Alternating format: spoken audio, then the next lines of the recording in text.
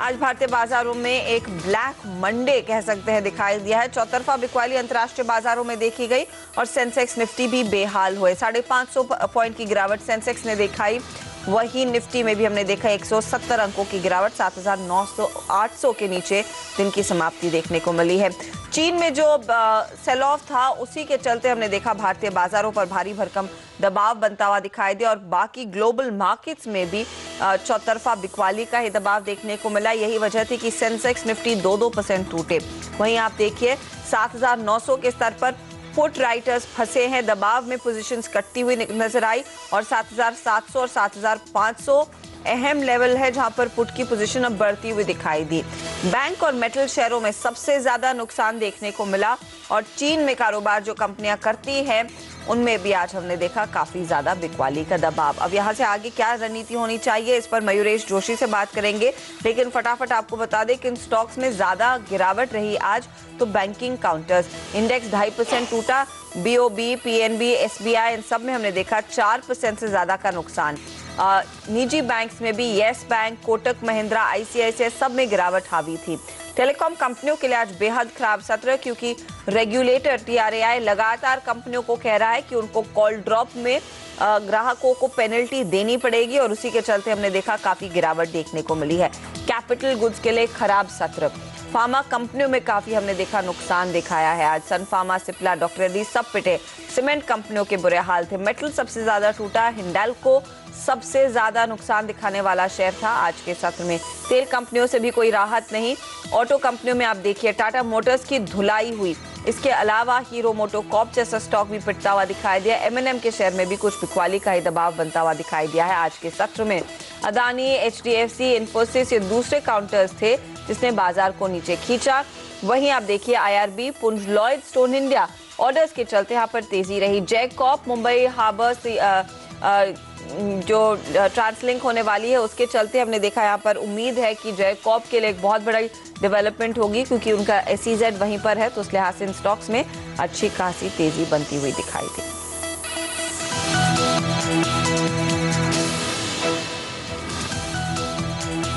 लेकिन यहाँ से आगे भारतीय बाजारों में चाल क्या रहेगी, जहां पर आज हमने देखा है भारी भरकम बिकवाली के आंकड़े देखने को मिले एफआईआईज की ओर से और डोमेस्टिक इंस्टीट्यूशंस ने भले ही कुछ कोशिश की बाजार को संभालने की, अंत में जो हमने देखा है कैश में भी इनकी तरफ से करीब 200 करोड़ की बिकवाली के आंकड़े आए हैं। मयूरेश जोशी हमारे साथ है। मयूरेश बताइए, गहरा झटका लगा है चीन की ओर से जो डेवलपमेंट्स देखने को मिली, एक तो खराब पीएमआई डेटा, दूसरी तरफ जो डर है कि जब वो सेलिंग पर जो बैन लगाया गया था कुछ प्रोमोटर्स, कुछ एग्जीक्यूटिव्स की ओर से, वो हटेगा तो और भी शेयर आएंगे बिकवाली करने के लिहाज से। तो क्या आपको लग रहा है मार्केट्स आगे और करेक्ट करेंगे? क्यों आज यूरोप देखिए वो काफी कमजोर है, अमेरिका में भी खराब सत्र निकल कर आएगा।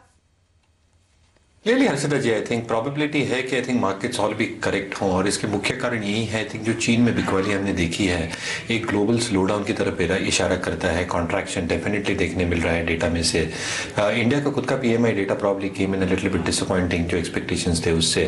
इससे ये होता है कि आई थिंक जो अपना ट्रेड डेटा है उसमें फर्क पड़ेगा क्योंकि अपनी जो रूपी है उसकी कॉम्पिटिटिवनेस युआन के अगेंस्ट आई थिंक थोड़ी वीकन होती है, तो उस लिहाज से I think there be some amount of pressure on that side. दूसरी बात आई थिंक जैसे हम टाइम एंड अगेन रिपीट कर रहे हैं, कॉर्पोरेट अर्निंग्स आप देखेंगे और अगर निफ्टी का स्ट्रक्चर देखेंगे तो IT shares are not expected to perform, weak quarters रहते हैं। Commodity driven shares, oil and gas हो, मेटल्स हो, they are not going to perform.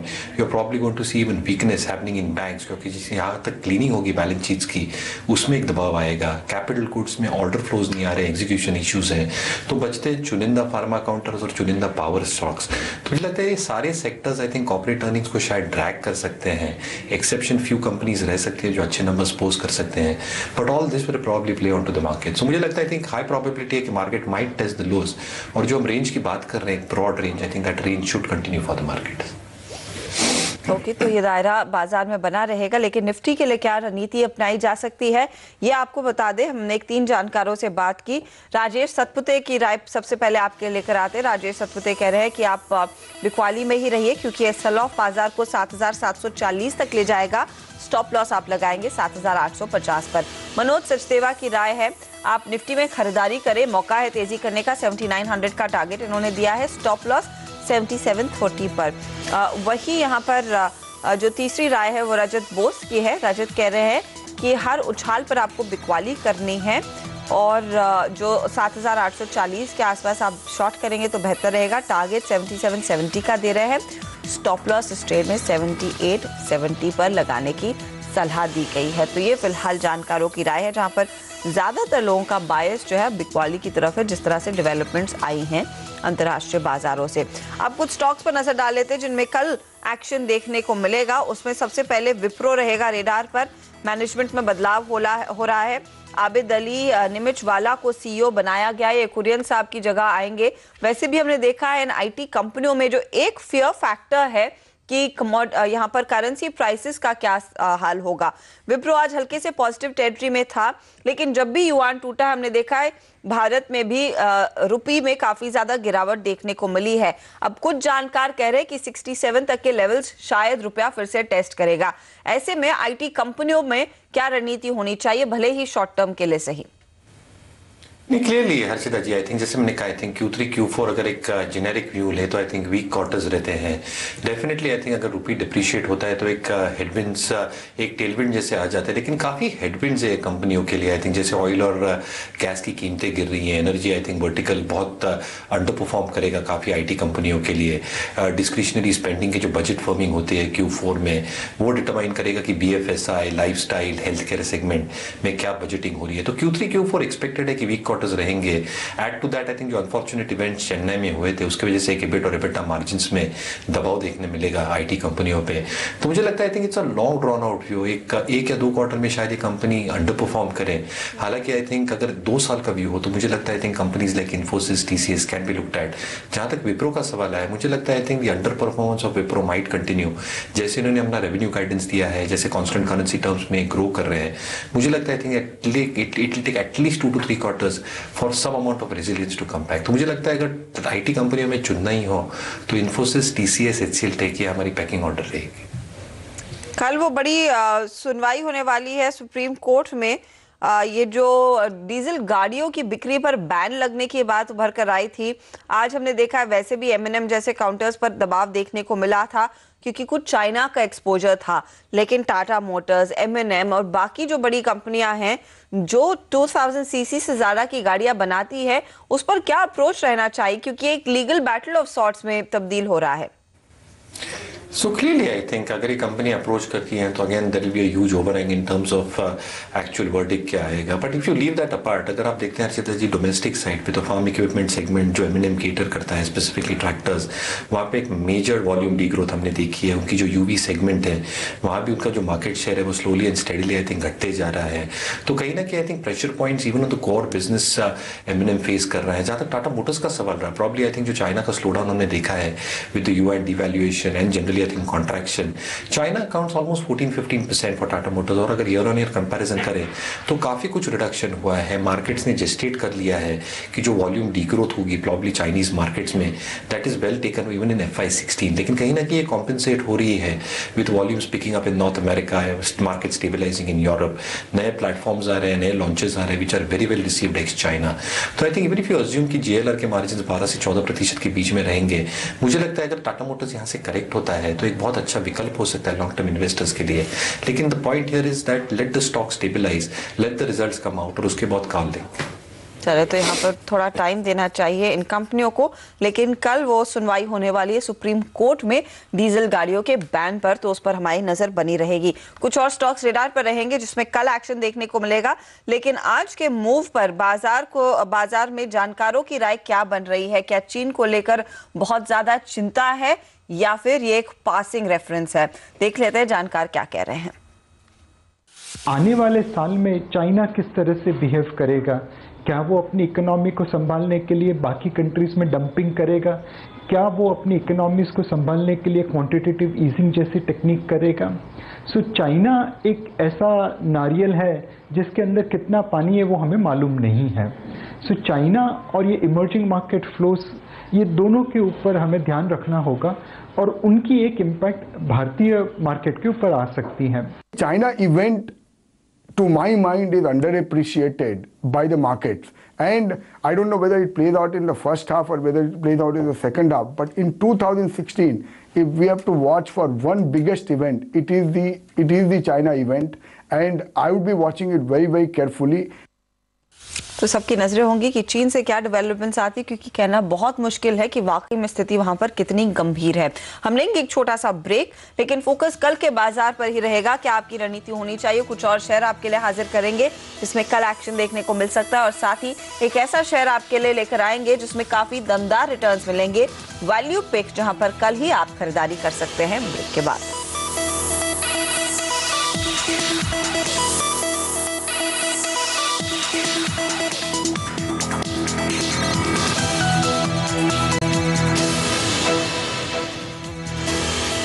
कुछ और स्टॉक्स आपके सामने रखते हैं जहां पर कल के सत्र में काफी एक्शन बनता हुआ दिखाई देगा। पहला शेयर आपके लिए हाजिर करेंगे सिटी केबल नेटवर्क। यहां पर एफआईआईज और एफपीआईज की ओर से, यानी कि फाइनेंशियल इंस्टीट्यूशंस, अब ज्यादा निवेश कर पाएंगे। ये सीमा 49% तक चली गई है।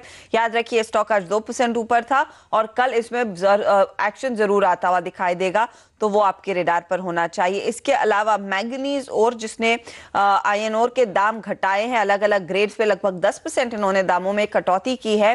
स्टॉक आमतौर पर फ्लैट ही रहता है, लेकिन मयूरेश, इस तरह के मार्केट में जहां पर वैसे भी हम देख रहे हैं कमोडिटी स्टॉक्स की धुलाई हो रही है, मैंगनीज और के निवेशकों की क्या स्ट्रैटेजी होनी चाहिए?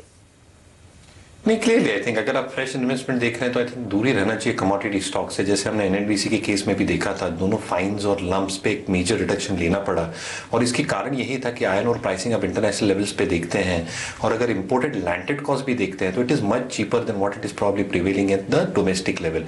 तो कहीं ना कहीं आई थिंक ये प्राइस कट्स लेना बहुत जरूरी था, बिकॉज वॉल्यूम ग्रोथ लेना भी बहुत जरूरी होता है with what ever volume is coming through. तो मुझे लगता है आई थिंक एक नेगेटिव रिएक्शन जरूर देखने मिलेगा मॉइल जैसे स्टॉक में कल। ओके, तो यहाँ पर कल कुछ गिरावट का सिलसिला हावी रह सकता है, लेकिन इस समय मेटल्स में हिंडाल्को, हिंदुस्तान जिंक, क्या उनमें भी आप कहेंगे बिकवाली करना बेहतर है? क्योंकि पिछले 1-1.5 महीने में हमने देखा एक अच्छा खासा रन अप आया, रिकवरी आई थी। क्या इस समय एग्जिट ले ले फिर इन स्टॉक से? क्लियरली आई थिंक सिलेक्टिव रहना चाहिए, और जैसे मैंने कहा आई थिंक हिंडाल्को के केस में काफी केपेक्स हो चुका है, सिलेक्टिव केपेक्स करेंगे, लेकिन द रूलिंग कमोडिटी प्राइसेस जैसे दिख रही हैं उसमें कोई रिस्पाइट नहीं दिख रहा, और clearly I think it's going to be a story of how volume growth pans out, and that again is a correlation की डिमांड कैसे पैन आउट होता है। तो आई थिंक ये सारी चीजें इंटरलिंक्ड है जो काफी वीक फुटिंग पे at this point of time.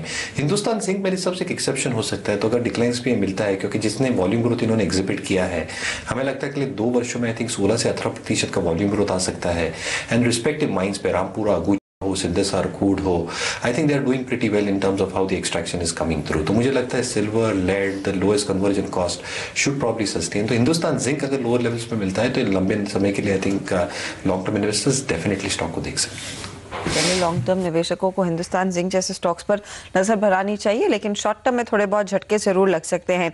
इस बीच एल&टी इन्फोटेक के इशू का सबको बेसब्री से इंतजार है। लगातार हमने सुना है, इनफैक्ट 3 महीने पहले कंपनी ने वो इशू सेबी में पेपर्स फाइल कर दिए थे, और अब वो सेबी की ओर से अनुमति मिल गई है। ये करीब 1.7 करोड़ शेयर का इशू लेकर आएंगे और लगभग 2000 करोड़ कंपनी जुटाने की योजना बना रही है। इस पर हमने पहले भी चर्चा की है, लेकिन आज के दिन हमने देखा एल&टी की काफी धुलाई हुई। क्या थोड़ी सी रिलीफ रैली आ सकती है कल के सत्र में? हाँ, आ सकती है हर्षिता जी, और अगेन आई थिंक जैसे मैं कह रहा हूँ कि रिजल्ट्स बहुत एनकरेजिंग नहीं रहेंगे। जैसे मैनेजमेंट ने गाइडेंस भी कट किया था both in terms of revenue and order flow. मुझे लगता है I think the capex plans for a lot of capital goods companies I think थोड़े स्लो डाउन से ही गुजर रहे हैं। Order flows are probably not coming in at the margins that one expects. काफ़ी जो सेगमेंट्स एल&टी के specifically hydrocarbons वो थोड़े आई थिंक डाउट में रह सकते हैं with the fall in crude. Metallurgical and material handling has obviously seen a bit contraction, और possibility of L&T Infotech is looking like a saviour for the company. तो मुझे लगता है जैसे इनके नॉन कोर एसेट सेल्स हो रहे हैं, एल&टी इन्फोटेक का लिस्टिंग हो, या even on the real estate side, I think एक वैल्यू अनलॉकिंग प्रोपोजिशन बन सकता है। But clearly I think the stock might struggle from a short term perspective, लेकिन अगर ये करेक्ट होता है in the short to medium term, I think लंबे समय के लिए वापस इन्वेस्टर्स डेफिनेटली स्टॉक को देख सकते हैं। लेकिन बात करते हैं एक ऐसी शेयर की जो आपको दमदार रिटर्न्स कमा के देगा, जिसमें काफी वैल्यू है। जानते हैं मयूरेश की वैल्यू पिक। मयूरेश, बताइए क्या चुना है आपने आज हमारे दर्शकों के लिए? सो क्लियरली मार्केट की कंडीशन देख के एंड वन रियली अज्यूम्स की वॉलेटिलिटी बरकरार रहेगी अगले 2 से 3 महीने में, टू से the least. Going for a company जहां पे एक स्टेबल रिटर्न्स मिलने की उम्मीद हो सकती है, तो power grid is something that I am probably looking at. Entry barriers business में काफ़ी हाई है, मोनोपोली जैसा बिजनेस है इनका, और क्लियरली आप देखते हैं जितनी इन्वेस्टमेंट लगती है प्रॉब्ली ट्रांसमिशन सेगमेंट में, आई थिंक कोई नए प्लेयर को इस सेगमेंट में आना बहुत मुश्किल हो जाएगा। दूसरी बात आई थिंक अगर आप जनरेशन कैपेसिटी की बात करें तो 12th प्लान में आई थिंक 318 गीगावाट एक्सपेक्टेड है ऐड होना। उसके बाद के प्लान में 13 प्लान में ऑलमोस्ट 110 गीगावाट। तो मुझे लगता है जितनी कैपेसिटी ऐड हो रही है और जितना खर्चा जाने वाला है ट्रांसमिशन सेगमेंट में, 1,80,000 करोड़ 12th प्लान में, 2 लाख करोड़ 13 प्लान में, मुझे लगता है कि बेनिफिशियरी हो सकती है पावर ग्रिड। पावर ग्रिड के खुद के capital outlay is close to 1,10,000 crore 12th plan में, और अगर FY16 की हम बात करें तो 22,000 करोड़ के आसपास उन्होंने कैपिटल आउटले दिया है। ये कहना बहुत इंपॉर्टेंट है, क्योंकि आई थिंक जैसे इनके ROEs होते हैं, ROEs are on a regulated model at 15.5%, और ये जितना केपेक्स करते हैं उसके ऊपर निर्धारित रहता है। तो मुझे लगता है CWIP plus capex of more than 1 lakh crore ROEs को सस्टेन करेगी पावर ग्रिड के लिए। और जैसे इनकी अर्निंग्स ट्रेजेक्ट्री है, हमें लगता है अगले 2 साल में टॉप लाइन और EBITDA growth can be anywhere between 16-16.5%, bottom line growth 70% के आसपास ग्रो हो सकती है। और on price to book parameter it trades at around 1.5 times, जो मुझे लगता है काफी रीजनेबल है। तो आई थिंक एक स्टेबल स्टॉक है, एक शॉर्ट रिटर्न वाला स्टॉक है, और एक ऐसा स्टॉक है जो आई थिंक आपको एक कंसिस्टेंट परफॉर्मेंस देता है। तो target of 170 over the next 12 months. Okay, 170 का टारगेट यहाँ पर अगले 12 महीनों के लिए ये है फिलहाल पावर ग्रिड। पावर कंपनियों में वैसे भी हमने जोश देखा है और एक स्टॉक आउट परफॉर्मर साबित हो सकता है। हम लेंगे एक छोटा सा ब्रेक, आगे आपके सवालों के जवाब लेकर आएंगे।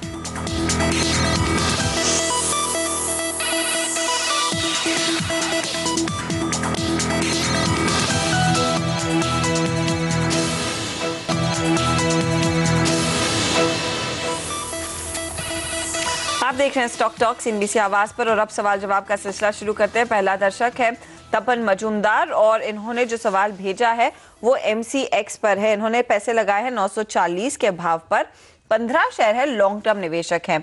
920 के भाव पर, माफ कीजिएगा। क्या सलाह होगी आपकी मयूरेश? अगर 2 साल से ऊपर का व्यू हो तो मुझे लगता है आई थिंक बने रह सकते हैं। जैसे रिंग फेंसिंग चल रही है with the new management coming through, और जैसे एक्सपेक्टेशन है with the merger coming through with SEBI, और जैसे कॉन्ट्रैक्ट्स आ सकते हैं, नए ऑप्शंस आ सकते हैं, मुझे लगता है आई थिंक एक अच्छा विकल्प हो सकता है, लेकिन 2 साल के ऊपर का नजरिया होना चाहिए। मैरिको में भी इन्होंने निवेश किया है, 100 शेयर 222 के भाव पर, और ये भी लॉन्ग टर्म पर्सपेक्टिव है। So clearly I think hold करना चाहिए। और जैसे हमने एक रॉ मटेरियल कॉस्ट में एक गिरावट देखी है, पैराफिन हो, LAPD हो, मुझे लगता है आई थिंक क्लियर बेनिफिशियरी हो सकती है मैरिको। वैल्यू एडेड ऑयल्स और ऑयल्स में आई थिंक एक मार्केट लीडरशिप पोजीशन है जो ये बरकरार रह पाएगी। तो volume growth is something that I am very very curious to know कि कंपनी क्या पोस्ट करती है Q3 में, but if the performance is good, मुझे लगता है over the longer period of time जैसे आई थिंक रिवाइवल होता है specifically on the rural discretionary side, ये कंपनी बेनिफिशियरी हो सकती है because of its leadership position. So बिल्कुल बने रहना चाहिए। अगला सवाल नितेश का, इन्होंने पैसे लगाए हैं एड्यूकॉम्प में 2000 शेयर 17 के भाव पर, 6 महीनों का नजरिया।